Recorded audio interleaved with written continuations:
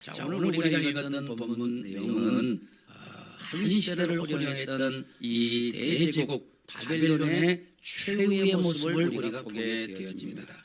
우리가 지난 시간에 느부갓네살이 그야말로 하나님께서 그의 정신을 다 빼앗아가니 그가 들짐승과 같이 들판에 헤매고 왕의 자세에 내려와 들판에 헤매는 존재가 되었고 그가 하나님 앞에 다시 무릎을 꿇을 때 하나님께서는 그를 다시 왕의 자리로 회복시켜 주셨다. 왕의 자리에 내려와야 하나님이 보인다 라고 하는 그와 같은 주제로 말씀을 드렸죠.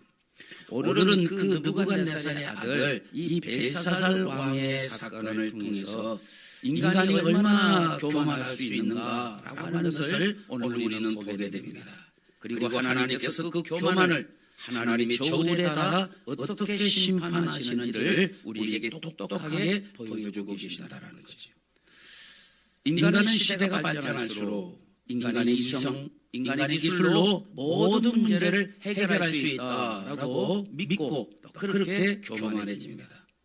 그래서 사람들은 하나님보다 자신의 능력을 더 의지하고 자기의 소유를 더 신뢰하게 되는 것을 보게 되죠. 말씀보다 자신의 경험을 더 믿고 예배보다 세상적인 성공을 더 중요하게 여기며 영원한 가치보다 눈앞의 쾌락을 추구하고 살아가고 있다라고 하는 겁니다. 이것은 하나님을 모르는 세상 사람들뿐만이 아니라 심지어 믿는 우리 신앙인들조차도 하나님을 두려워하지 않는다라는 거죠. 여러분, 이것이 바로 사탄이 노리는 영적 전쟁의 본질이라는 사실을 알아야 하겠습니다. 여러분, 사단은 단번에 사람을 무너뜨리지 않아요. 하나님, 이 사단은 늘 우리의 생각 속에 별것 아닌 것처럼 가벼운 생각처럼 심어주는 생각들이 있다고 말하죠. 하나님 없이도 내 인생은 괜찮고 안전하다라는 생각을 심어주고 그렇게 우리의 마음속에 속삭인다는 거예요. 그래서 점점 하나님의 예배를 가볍게 여기고 말씀을 가볍게 여기게 만든다라는 거죠. 결국에는 하나님이 계셔야 될 그 자리에 자기를 올려놓고 스스로 왕노릇하게 한다라는 거예요. 우리 스스로 이렇게 하나님 자리에 높은 자리에서 왕노릇할 때는 우리가 하나님이 보이지 않는다라는 거죠.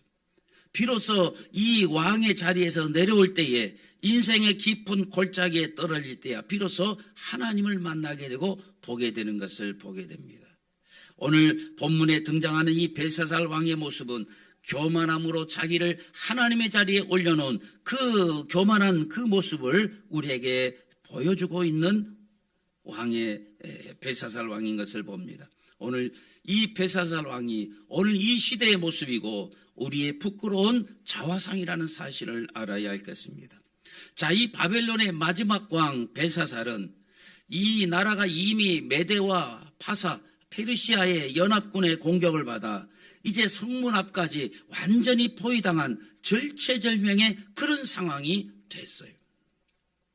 자, 이 메대와 페르시아의 연합군이 지금 이 바벨론 성을 둘러싸고 포위하고 있다라고 한다면 절체절명의 위기의 상황 아닙니까? 그런데 오늘 말씀해 보면 그 왕궁에서 귀족들을 모아놓고 잔치를 벌이고 있는 이 모습을 본다라는 거죠. 자, 벨사살은 전혀 두려워하지 않아요. 지금 이 메대와 바사 연합군이 공격해 왔는데도 전혀 두려워하지 않아요. 왜 그럴까요? 이것은 그들이 쌓은 바벨론 성이 너무나 견고하기 때문에 절대로 이 메대, 바사 어떤 적도 이 바벨론 성은 함락할 수 없고 넘을 수 없다라고 하는 그 확신, 그것을 맹신했기 때문이다라는 거죠. 역사학자 헤로도토스의 기록에 따르면 당시 이 바벨론 성벽은 마차가 동시에 교행할 수 있을 정도로 두터웠다라는 거예요. 이름이 성벽 위에 마차가 2대가 교행하며 다닐 수 있을 정도로 그 폭이라면 적어도 6m 이상 되는 것 아닙니까? 그 성벽 폭이 6, 7m 되는 그 성벽이라는 거예요. 그 성벽은 그야말로 난공불락이죠. 거기다가 이 유브라테스 강이 바로 이 성벽 밑을 흐르고 있다라는 거죠. 이 바벨론은 지금의 이라크입니다. 페르시아는, 여기 바사는 지금의 이란이죠. 이 유브라데스 강이 지금 이 이라크, 이 바벨로니아의 그 바벨론 성에 그 아래를 흐르고 있어요. 자, 그러니 식수가 마를 리가 없다라는 거예요. 거기다 수십 년 동안 포위를 당해도 먹고 남을 엄청난 양식이 비축되어 있어요. 높은 성벽에 강한 군사력, 엄청난 그 물과 양식이라는 경제력, 이런 외형의 조건들이 그 바벨론의 이 벨사살의 눈을 가리웠고 자기의 이 제국은 영원히 안전하고 영원할 것이다라는 확신을 가지게 했다라는 거예요. 여러분, 그게 인간의 모습입니다. 내가 가진 자본이, 내가 가진 경제력이, 내가 가진 이 모든 것들이 나의 삶을 안전하게 지켜줄 것이다 라고 생각하는 그동안의 인간은 교만할 수밖에 없다라는 거예요. 여러분, 바로 그 순간이 영적으로 우리가 나락에 떨어질 수 있는 위기의 순간이라는 사실을 알아야 할 것입니다. 하나님을 배제한 채 품고 있는 이 모든 자신감은 그 믿음이 아닌 거예요. 오히려 하나님의 심판을 자초하는 교만이라는 사실을 알아야 할 것입니다. 자, 이 벨사살이 그 잔치를 벌이며 술에 취하니까 아주 못할 짓을 하죠. 과거 그 부친 느부갓네살이 이 예루살렘을 함락시키고 그 예루살렘 성전에서 가져왔던 금과 은의 모든 성전의 기물들을 이제 그 빼앗아 이 창고에 누웠는데 그 성전에서 빼앗아 온 이 금잔과 은잔에 이 술을 부어 마시는 거예요. 다시 말하면 하나님께 제사 드릴 때 쓰는 성물에 술을 따라 마시는 만행을 저지르는 거예요. 그리고 여기 오늘 본문에 보니까 그 금과 은과 온갖 그 인간이 부어 만든 우상들을 찬양했다라는 거예요. 그러니까 하나님의 성전의 기물에 술을 따라 마시면서 하나님을 모독하면서 또 자신이 만든 그 우상들을 찬양하는 그 일들을 했다라는 거예요. 이것은 우주의 주인이신 하나님을 공개적으로 비웃고 조롱하는 그런 행위가 아닐 수 없는 거죠. 자, 바로 그 순간 하나님이 참지 못하시죠. 연회장 벽면에 호련히 손가락이 나타나 그 벽에 글씨를 쓰기 시작합니다. 자, 여기에 그 손가락이 나타나 여기 막 글씨를 쓴다면 그 연회장 분위기가 어떻게 되겠어요? 막 웃고 즐기고 했던 그 연회장이 한순간 싸늘하게 변하겠죠.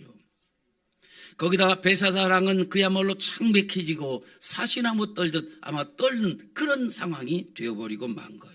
한순간에 잔치가 두려움과 공포의 자리가 되고 말았죠. 여러분, 하나님 없이 인간이 쌓아올린 이 가짜 자신감, 가짜 평화는요, 하나님의 공의로운 임재가 임할 때 하나님의 심판 앞에 한순간에 무너져 내릴 수밖에 없다라는 사실을 오늘 이 본문은 우리에게 보여주고 있다라는 거예요. 오늘 우리는 이 두려운 말씀을 우리가 살펴보면서 하나님께서 우리에게 주시는 세 가지 엄중한 영적 경고를 오늘 우리가 마음속에 새기게 되시기를 주님의 이름으로 축원합니다. 자, 첫째는 이 교만은 영적 전쟁의 가장 치명적인 무기라는 사실을 알아야 할 것입니다. 여러분, 이제 다니엘이 공포에 떨고 있는 벨사살 앞에 이제 그 책망을 쏟아냅니다. 오늘 본문 22절에 다니엘이 뭐라고 말합니까? 벨사살이여, 왕은 그의 아들이 되어서 이것을 다 알고도 아직도 마음을 낮추지 아니하고 계십니까? 라고 책망하는 거예요. 이 말은 뭐예요? 당신은 느부갓네살의 아들 아닙니까? 당신의 아버지 느부갓네살이 어떻게 왕의 자리에서 쫓겨나 들판에 짐승처럼 그렇게 살다가 하나님 앞에 다시 무릎 꿇고 다시 회복되었던, 우리가 지난 시간에 봤던 그 내용들, 그 아버지에게 당한 그 일들을 당신이 모르지 않을 텐데 알고 있는데, 그럼에도 불구하고 당신이 왜 마음을 낮추지 않고 겸손하지 않습니까? 그 말이에요. 당신 아버지가 교만하다가 하나님께 진노받아 그 왕의 자리에서 쫓겨나 총기를 잃어버리고 들판에 짐승처럼 그렇게 살다가 하나님께 다시 무릎 꿇고 회개하고 그래서 다시 왕의 자리로 회복된 그 사건, 당신도 기억하지 않습니까? 당신도 알고 있는 사실 아닙니까? 그 말이에요. 이 사실을 잘 알고 있는 아들로서 잘 알고 있을 텐데, 그런데 왜 마음을 낮추지 않습니까? 당신 아버지가 교만해서 그런 일 당했는데 왜 당신도 겸손하지 않고 오히려 하나님을 모독하고 하나님이 없이 인간의 교만함으로 스스로를 높이느냐, 그 말이죠. 다시 말하면 벨사살은 모르고 그 짓을 한 것이 아니라는 거예요. 모르고 하나님을 모독한 것이 아니고 모르고 우상을 찬양한 것이 아니라는 거예요. 알고 있다라는 거예요. 아버지가 왜 그렇게 짐승처럼 그 낮아짐을 당하고 그리고 그가 어떻게 다시 왕의 자리를 회복하게 되었는가 알고 있었다고 말이에요. 당신은 그의 아들이 되어 이것을 다 알고도 알고 있었다고 말이에요. 여러분, 벨사살은 하나님이 온 땅의 통치자라는 사실을 분명하게 알고서도 돌이키지 않았고 그 마음을 낮추지 않았다 그 말이에요. 여러분, 영적 전쟁에서 여러분 사탄이 가장 기뻐하는 사람은 어떤 사람일까요? 전혀 하나님을 모르는 불신자들이 이 사탄이 볼 때 가장 기뻐하는 존재일까요? 아니에요. 그건 뭐 어차피 가만 놔둬도 지 발로 스스로 지옥 갈 인생들 뭐 기뻐하고 자시고 할 필요가 없죠. 하나님에 대해서 잘 알고도 그 하나님을 두려워하지 않는 사람을 사탄은 가장 기뻐하는 거예요. 여러분, 이 벨사살의 진짜 문제는 하나님에 대한 지식의 부족이 아니라는 거예요. 알면서도 하나님의 경고를 자신과 상관없는 일로 치부해버리는 그 마음의 교만, 그게 문제였다라는 거예요. 여러분, 사탄이 하나님 앞에 쫓겨났던 이유가 무엇입니까? 교만 때문이 아닙니까? 스스로 하나님과 되려고 하나님같이 되려고 했던 그 교만이 결국 사탄이 하늘에서 쫓겨난 그 이유가 되었던 거죠. 하와가 에덴 동산에서 쫓겨난 이유도 무엇입니까? 이 사단이 말하는 건 너희도 이 선악과를 먹으면 하나님같이 될 거라는 그 사탄의 유혹 때문, 그것 때문에 교만했던 이 하와가 또 아담이 에덴 동산에서 쫓겨난 것 아닙니까? 여러분, 인간이 세운 바벨탑 때문에 인간의 언어가 혼잡되어지고 인간이 모여 살지 못하고 온 세계에 흩어질 수밖에 없는 이유도 하나님 없이 인간이 자신의 이름을 높이려고 우리가 이 탑을 쌓아 우리가 흩어짐을 면하자, 우리가 하늘 끝까지 닿자, 그 인간의 교만이 결국 하나님의 진노를 사게 되었다라는 거지. 결국 모든 영적 전쟁의 깊은 뿌리를 들여다보면 인간의 교만이 자리 잡고 있다라는 것을 알 수가 있습니다. 이 벨사살이 하나님의 성전 기구에다 술을 따라 마신 이유도 하나님을 우습게 여겼기 때문에 그래요. 내가 하나님보다 낫다. 내 이 바벨론 성이, 내 고난이, 내 능력이 하나님보다 낫다라고 하는 그 하나님을 우습게 여기는 마음 때문에 성전 기물에 술을 따라 마시는 그런 무모한 짓을 하게 되었다라는 거예요. 여러분, 오늘 이 시대도 똑같습니다. 하나님이 없이 성공하려고 하는 문화들, 거룩을 가볍게 여기는 그런 시대가 되어서 죄에 대하여 감각이 완전히 마비된 그 모습들, 그게 바로 이 벨사살의 모습과 같다라는 거죠. 예배를 형식으로 소비하는 신앙이 교회 안에 가득합니다. 마치 관객이 공연을 관람하듯이 그냥 자신의 만족과 위로만을 위해서 예배를 쇼핑하듯 소비하는 사람들이 많다고 말이죠. 그래서 야, 오늘 쇼핑 만족했다. 마치 우리가 백화점에서 쇼핑해서 어떤 옷을 사들고 집에 돌아오면 그 만족함으로 돌아가듯이 이 예배를 쇼핑하듯이 한다고 말이에요. 예배를 소비한다라는 거예요. 오늘 말씀 참 좋았다. 오늘 말씀 참 듣기 좋았다. 예배를 소비하는 소비자가 되고 말았다라는 거예요. 하나님이 가장 싫어하는 것이 바로 그 교만인 거예요. 하나님이 주시는 말씀 앞에 무릎 꿇고 회개하고 나의 삶을 뒤집고 변화시키는 그 결단은 없이 오늘 말씀 참 듣기 좋았네. 좋았다. 이 말씀 내가 마치 나 좋은 옷 샀으니까 친구들에게 자랑해야지. 내가 오늘 목사님 좋은 설교 들었으니까 내가 옆에 사람에게 알려야지. 자랑해야지. 예배를 소비하는 사람이 마치 내가 좋은 옷을 입고 좋은 구두를 사면 자랑하고 싶은 그 마음들. 여러분, 이것은 예배를 드리는 예배자의 모습이 아니라고 말이에요. 오늘 설교가 좋았기 때문에 내가 누군가에게 알리고 자랑하고 싶다. 그건 예배를 드리는 모습이 아니라고 말이에요. 예배를 소비하는 거예요. 예배의 가장 중요한 것은 말씀을 듣고 가슴을 치며 회개하며 그 말씀대로 살지 못한 내 자신의 가슴을 찢는 모습이 나타나야 된다고 말이에요. 오늘 말씀 감동적이야. 너무 좋아. 여러분, 예배를 소비하지 마세요. 여러분, 하나님이 가장 싫어하는 것이 바로 그것이다 그 말이죠. 야고보서 4장 6절에 보면 하나님이 교만한 자를 대적하시되 겸손한 자에게는 은혜를 주신다라고 말씀합니다. 온 우주의 창조주 되신 하나님이 우리를 대적할 수 있다라는 거예요. 여러분 생각해 보세요. 온 우주의 창조되신 하나님이 우리를 대적한다는 거예요. 나와 싸운다는 거예요. 여러분 하나님과 맞짱 떠서 여러분 이길 수 있는 사람 누가 있습니까? 여러분 하나님과 맞짱 떠서 싸워보실래요? 여러분 인생이 어떻게 되겠어요? 여기 보면 하나님은 교만한 자와 맞짱 뜬다라는 거예요. 대적하신다고 말이에요. 싸우신다고 말이에요. 여러분 교만한 자는 하나님과 싸우자는 거예요. 그러나 겸손한 자에게는 하나님은 은혜를 주십니다. 여러분 우리는 거룩하신 하나님 앞에 영적으로 두려워 떨 줄 아는 존재가 되어야 될 줄로 믿습니다. 그분의 공의의 말씀 앞에 겸손하게 무릎을 꿇고 하나님 앞에 먼지와 같은 존재라는 사실을 내가 깨닫고 하나님 앞에 참된 경외를, 하나님을 향한 참된 경외를 회복해야 될 줄로 믿습니다. 자, 두 번째, 하나님의 저울 앞에서, 오늘 말씀을 통해서 우리가 깨달을 수 있는 두 번째 교훈은 하나님의 저울 앞에서는 숨길 수 있는 것이 아무것도 없다라는 거죠. 자, 이 벽에 쓰인 글씨를 이제 다니엘이 해석합니다. 그 벽에 새겨진 글자는 어떤 글자였어요? 메네 메네 데겔 우바르신이라는 글씨가 새겨져 있어요.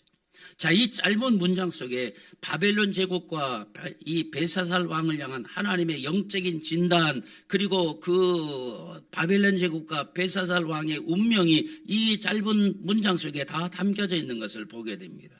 여기 메네라는 말은 계수하다라는 뜻입니다. 이 말은 하나님께서 이 벨사살 왕이 통치하는 그 통치 기간과 바벨론 제국의 날수를 정확히 계산했다 그 말이에요. 그리고 그 기간이 끝났다라는 것을 선언하는 거예요. 마치 군대에 들어간 이 여러분의 자녀들이 이 내가 제대할 날짜를 계수하잖아요. 이렇게 하면서 어떤 사람은 이 전투 모자에다가 이거 엑스푸크 하면서 계수하는 친구가 있어요. 그 계수 날짜가 딱 차면 이제 제대하는 것처럼 바로 메네가 계수하다라는 뜻이에요.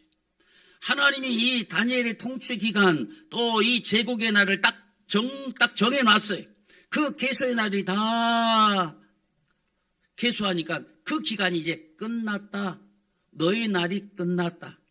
너 이제 제대가 아니라 너 죽을 날이 왔다 그 말이에요. 너희가 멸망할 날이 왔다. 그 하나님이 계수했다. 이 바벨론의 날을 세웠다라는 거죠. 그리고 데겔이라는 말은 저울에 달아보다라는 거예요.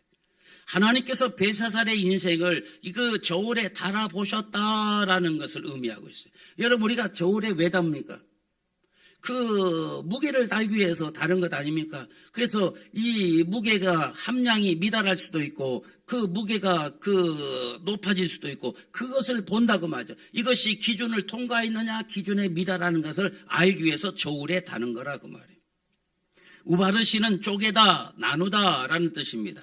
그러니까 이 벨사살의 제국이 이 바벨론 제국이 나뉘어질 것이다. 산산조각이 쪼개져서 메대와 이 페르시아 사람들에게 넘겨지게 될 것이다 라고 하는 최종 선고라는 거죠. 자, 여기서 우리가 중요하게 봐야 될 단어가 바로 이 데겔이라는 단어입니다. 저울이라는 것, 저울에 달다라는 뜻. 여러분 세상 사람들은 인간의 어떤 외모라든가 또 혹은 그가 가진 소유한 물질의 양이라든가 또 세상에서 차지하고 있는 그 사람의 어떤 지위나 자리 그것을 보고 그 사람의 가치를 평가합니다. 그 사람이 그 가치가 있는 사람 가치가 없는 사람 그래 평가한다고 말이죠. 그러니까 세상 사람들이 그 달아보는 그 저울들이 있다고 말이죠. 그 저울들을 볼 때 이 돈이 어느 정도 있고 지위가 어느 정도 있고 그가 가진 배움이라든가 지식이 어느 정도 있으면 야, 이 사람은 뛰어난 사람. 우리는 그런 인간이 가진 인간의 저울이 있다고 말하죠. 그러나 하나님의 저울은 그 인간의 저울과 다른 거예요. 하나님은 인간의 겉포장을 다 벗겨내시고 그 중심에 있는 진짜 영혼의 무게를 달아보신다라는 사실을 알아야 됩니다. 세상 사람들은 이 자기가 걸치고 있는 그 외투들을 다 포함해서 인생의 무게를 달아요. 내가 가진 돈이라는 외투를 입고 지위라는 외투를 입고 또 내가 이 명예라고 하는 세상의 그 가진 지식이라는 그 외투를 다 입고 그게 마치 내 무게인 양 딱 가지고 저울 위에 올라간다 그 말이에요. 그러니까 저울이 무게가 나가는 것처럼 보이죠. 근데 하나님은 어때? 야, 너 지위 껍데기 빼. 네가 하나님 앞에 무슨 지위가 있어? 너의 가진 소유 다 빼고, 네가 가진 뭐 지식 다 떼고, 너의 영혼의 진짜 알맹이 무게만 한번 달아보자 그 말이에요. 하나님의 저울은 그 모든 겉껍질을 다 벗기고 속 영혼의 무게를 달아보신다는 사실을 여러분 기억하실 바랍니다. 그러니까 이 벨사살을 하나님의 저울에 올려보니까 뭐라고? 부족함이 보였다. 야, 너 함량 미달이야 너. 너 근수도 안 나가는 게 까불고 있어. 그 말이 부족함이 보였다는 거예요. 여러분 세상 사람이 볼 때 벨사살은 어떤 모양이에요? 이 대제국 바벨론의 제왕 아닙니까? 얼마나 그 제왕의 무게가 무겁겠습니까? 그 가진 권세, 부귀, 영화, 그 모든 무게를 다 치렁치렁 달고 그 인간의 저울에 올라가면 그 저울이 얼마나 무겁게 느껴지겠네. 세상 사람들은 이 벨사살의 무게를 굉장히 쳐줄 거라고 말이죠. 그런데 하나님은 그 인간의 껍데기를 다 벗기고 그 영혼의 무게만, 속 영혼의 무게만 벨사살을 하나님의 저울에 올려보니까 어떻다? 부족한 것이 보였다. 이 말은 우리말로 쉽게 말하면 함량미달 말이에요. 하나님의 공의로운 저울에 올려보니까 그 존재, 그 영혼의 무게가 아주 깃털보다 더 가벼워서 마치 바람의 사방으로 흩어지는 겨와 같이 텅 빈 존재라고 말이에요. 아무것도 없는 존재라는 거예요. 세상에서는 화려하게 보였으나 하나님의 저울에는 함량미달이었다는 거죠. 사람에게는 부러움의 대상이었어요. 대제국 바벨론의 황제. 온 세상의 부귀와 영광을 다 가지고 있는 벨사살은 온 세상 사람들에게는 부러움의 대상일 거예요. 그러나 하나님 앞에서는 아무것도 없는 빈털털이, 속빈 깡통 같은 존재, 깃털같이 무게가 안 나가는 함량미달의 인간이었다라는 거예요. 외형적으로는 권세와 성공과 그야말로 흥겨운 잔치를 벌이는 그런 그 모습으로 가득 찬 모습이지만 정작 그 중심에 하나님이 계셔야 될 자리는 텅 빈 사람이라고 말해요. 여러분, 사람은 외모를 보지만 하나님은 중심을 보신다라고 말씀합니다. 사람은 그가 가진 껍데기를 봐야, 그가 어떤 옷을 입은, 어떤 지위의 옷을 입고, 어떤 그 재산의 옷을 입고, 어떤 명예의 옷을 입고, 어떤 학력을 가졌느냐. 세상 사람은 마치 그가 겉으로 걸쳐진 것, 그 외형적인 것을 보고 평가하지만 하나님은 뭘 보신다? 중심을 보신다. 우리는 사람의 눈에 얼마든지 속일 수 있어요. 뭐 직분이라든가 신앙의 경력으로 내 영적인 실체를 포장할 수도 있어요. 저도 여러분 앞에는 그럴싸한 목사로 잘 포장하고 있잖아요. 지금까지는. 아직은 내가 정체를 드러내지 않았기 때문에. 그럴싸한 포장지. 이건 포장인 거예요.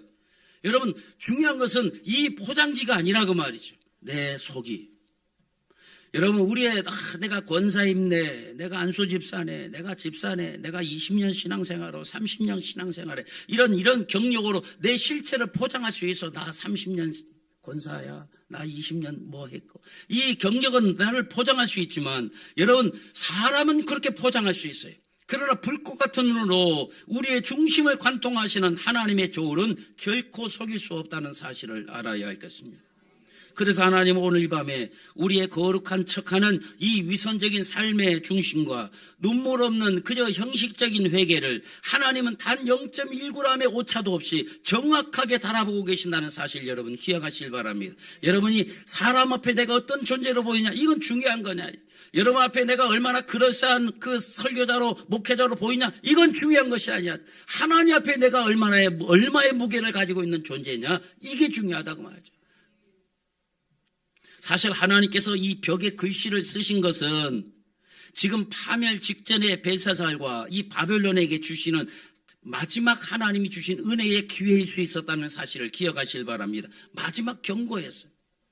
그 엄중한 경고를 보고 이 벨사살은 뭘 해야 돼요? 빨리 왕관을 벗어놓고, 우리가 지난 시간에 이 왕관을 벗어야, 낮은 자리에 내려와야 다시 회복의 기회가 있는데 아버지 느부갓네살이 그래서 살아나는 것 아닙니까? 그 낮은 자리에서 다시 하나님께 회개하고 돌이키니까 하나님이 그의 정신을 다시 돌아오게 하고 들판에 들짐승처럼 살았던 그를 다시 왕의 자리를 회복시켜준 거 아닙니까? 그렇다면 아들인 이 벨사살도 하나님의 이 징계의 심판의 경고가 울렸으면 빨리 왕관을 벗어놓고 하나님 앞에 가슴을 찢으며 회개하고 돌이켜야 되는 것 아니냐고. 그래 하라고 하나님이 지금 이 경고의 사인을 주신 거라고 말이죠.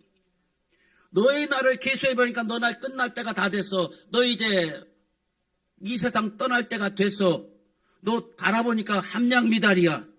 이제 곧 너의 나라를 각각 사방으로 찢어서 다 대적에게 줄 거야. 경고의 소리 아닙니까? 그런데 벨사살은 이 다니엘의 경고를 듣고도 지금 뭐 하는 짓을 합니까?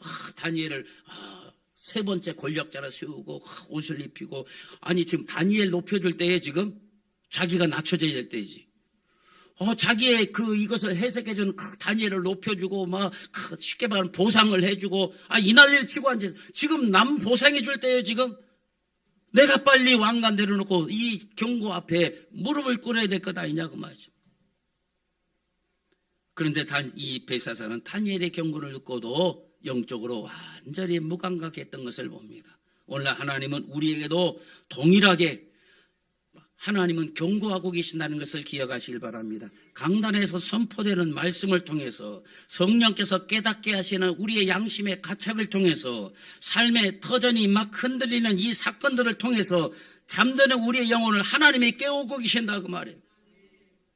그러나 영적 전쟁에서 가장 처참하고 가장 비참하고 가장 위험한 상태가 뭔지 아십니까? 그런 경고를 듣고도 심령이 무감각해가지고 아무런 반응도 하지 않는 상태, 이게 영적 전쟁에서 가장 처참하고 위험한 상태라는 사실 여러분 기억하시길 바랍니다. 매주 설교를 들어도 내 삶에 하나도 변화가 없어요. 설교가 좋다, 은혜가 된다, 우리 목사님 설교 짱 하면서도 그 말씀을 듣고 삶의 변화는 하나도 일어나지 않고 있다고 말이에요. 그러면 그 설교가 도대체 김 목사의 설교가 뭐 잘하는 설교, 우리 목사님 설교 짱, 이게 무슨 의미가 있느냐고 말이에요. 여러분 관객 앞에 내가 쇼하는 사람입니까? 제가 여러분 앞에 광대입니까? 여러분의 귀를 즐겁게 하는 설교를 하고 연설하는 사람입니까? 그 말씀은 하나님이 주시는 말씀이라고 말이에요. 그 말씀을 듣고 강단에 선포되는 말씀으로 내 성령께서 기도하는 가운데 내 안에 주시는 양심의 가책을 통해서 내 삶의 터전이 막 흔들리잖아요. 여러분 사업이 흔들리지 않습니까? 건강이 흔들리지 않습니까? 관계가 흔들리지 않습니까? 그런 흔들리는 사건을 통해서 하나님이 뭘 하시는, 우리의 잠든 영혼을 막 깨우고 계시는 거예요. 그런데 이 영적 전에서 아까 가장 위험한 게 무감각한 것이 위험하다. 매주 설교를 들어도 하나도 변하지 않고 죄를 부여잡고 눈물을 흘려 회개하지 않아요. 죄를 지으면서도 거룩한 부담감조차도 사라져버렸어요. 그 영적 무감각한 상태, 여러분 그게 가장 위험하다는 사실을 알아야 할 것입니다. 여러분 암세포가 온 온몸에 퍼졌는데 전혀 통증을 느끼지 못하는 그 암이 제일 무섭다고 하잖아요. 일각에는 간암이 무섭다고 하잖아요. 이 간암이 이제 자각을 할 때에는 이미 말기가 돼서 늦어버렸다고 하잖아요. 여러분 감각이 있는 게 축복입니다. 여러분 우리의 인생에 조금씩 문제가 있고 내 삶에 어떤 위기를 닥칠 때 이게 위기가 위기로 느껴지는 것이 하나님의 축복이요 사랑입니다. 무감각한 것은 뭐예요? 전혀 통증을 느끼지 못하고 무감각해서 회개할 줄 모르고 하나님께 돌이킬 기회를 놓쳐버리고 결국 하나님의 임박한 심판 앞에 무너져버리는 것이 정말 큰 위기라고 말하죠. 영적으로 감각이 죽어버린 사람은 하나님의 이 무서운 경고의 사인을 받고도 방종하다 끝내는 돌이키지 않는다고 말이죠. 하나님은 지금 이 순간에도 저와 여러분의 인생을 저울에 달아보고 계신다는 사실을 알아야 할 것입니다. 오늘 밤 주님의 저울 위에 올려진 여러분의 영적 성적표는 안전합니까? 안전하십니까? 여러분 지금 나 30년 권사생활, 20년 권사생활, 여러분 그 권사님들 무게 올려놓으면 괜찮게 나갈 것 같아요? 어떻습니까? 안전하십니까? 그래요.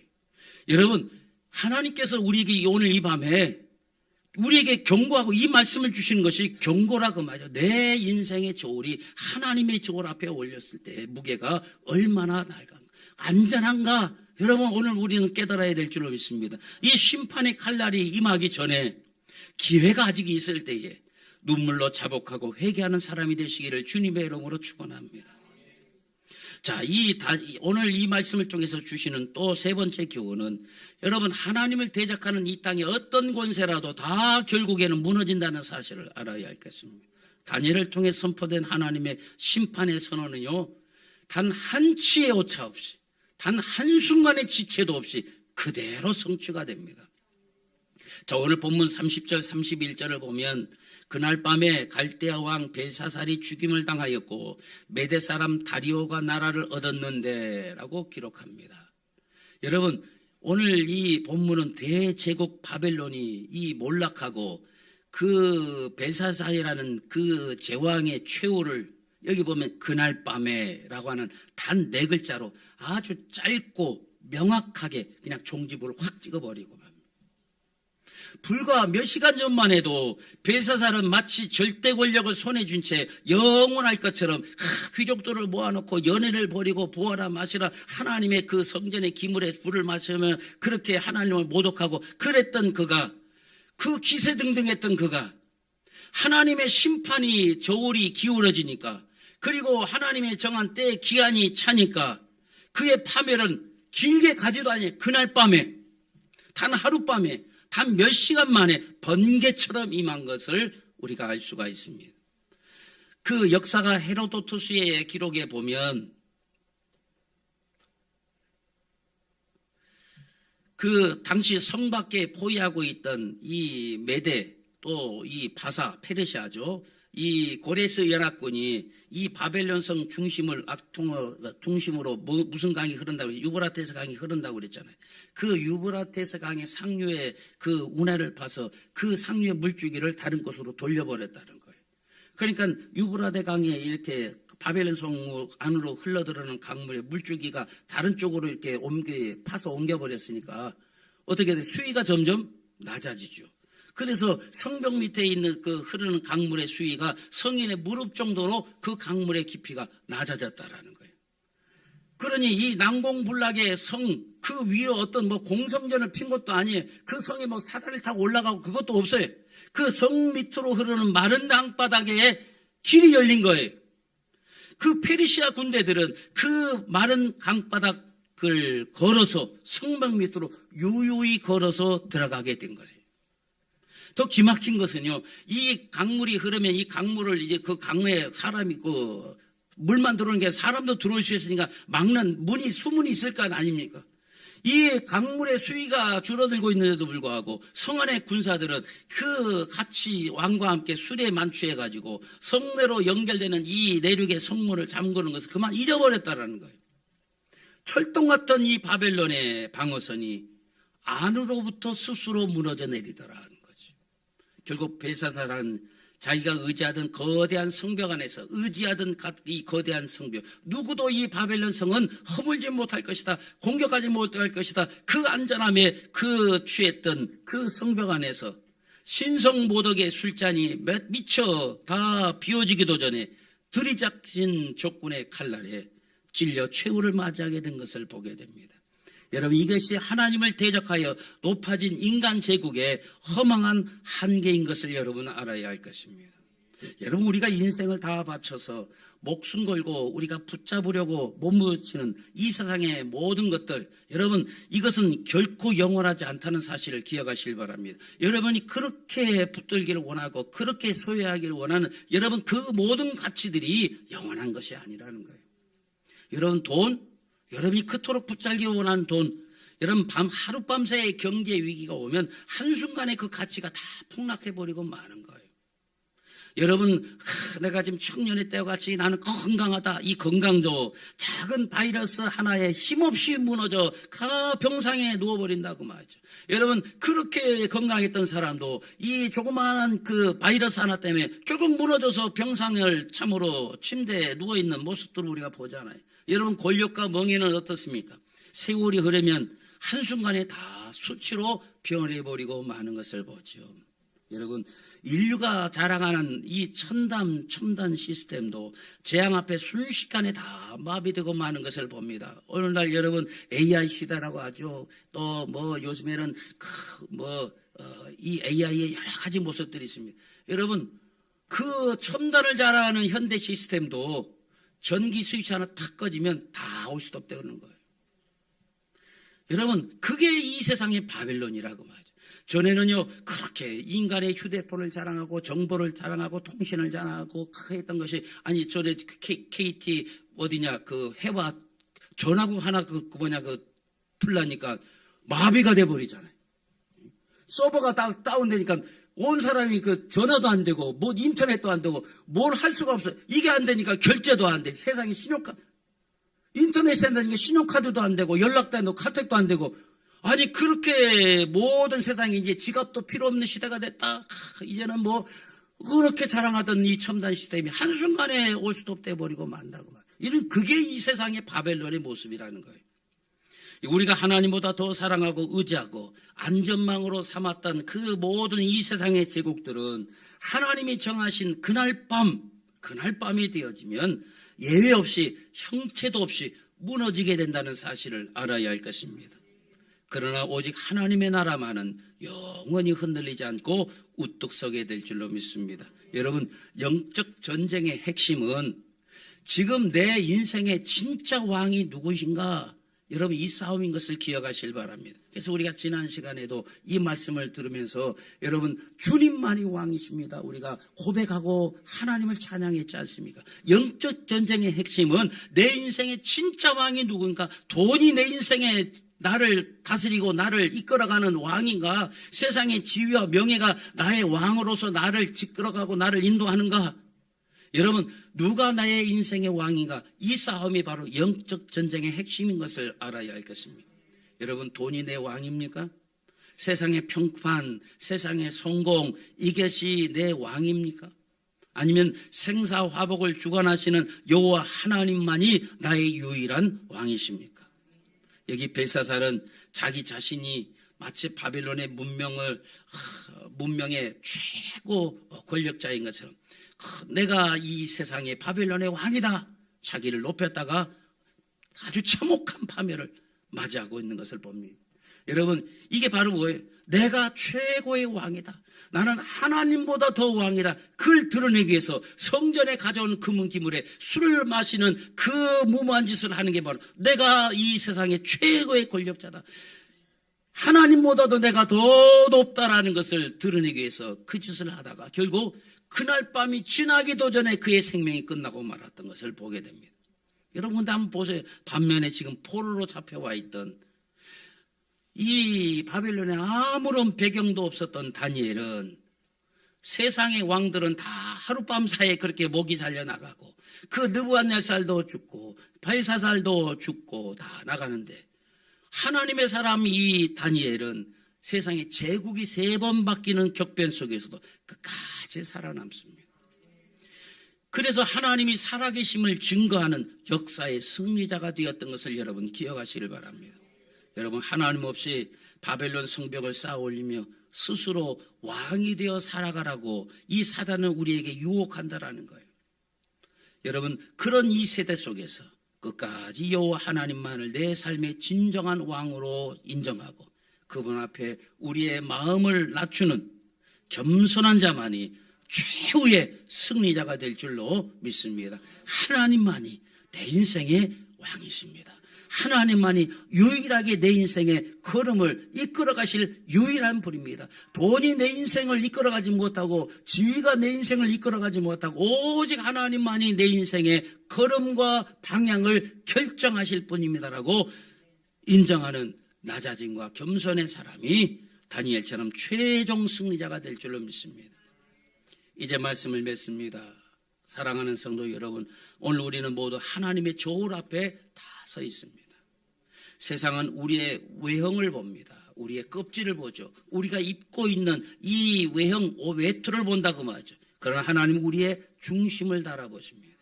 오늘 하나님께서 우리의 삶을 달아보신다고 한다면은 여러분 어떤 결과가 나오겠습니까? 예배는 드리지만 하나님 없는 삶을 살고 있지는 않습니까? 입술로는 주님을 말하는데 실제로는 세상을 더 사랑하고 있지 않는가라는 거죠. 벨사살은 경고를 들었지만 끝내 돌이키지 않았고 그날 밤이라는 내자 앞에 다 무너져 버리고 말았던 것을 봅니다. 그러나 우리에게는 아직 기회가 있습니다. 하나님 오늘 밤 우리에게 말씀하십니다. 깨어라, 돌이켜라, 회개하라, 다시 하나님을 경외하라 말씀하고 계십니다. 이것은 하나님의 놀라운 은혜입니다. 오늘 이 시간 이 영적 각성의 밤이 되기를 주님의 이름으로 축원합니다. 무감각했던 심령이 다시 깨어나고 형식적인 예배가 살아나고 잃어버렸던 하나님 경외함이 회복되시기를 주님의 이름으로 축원합니다.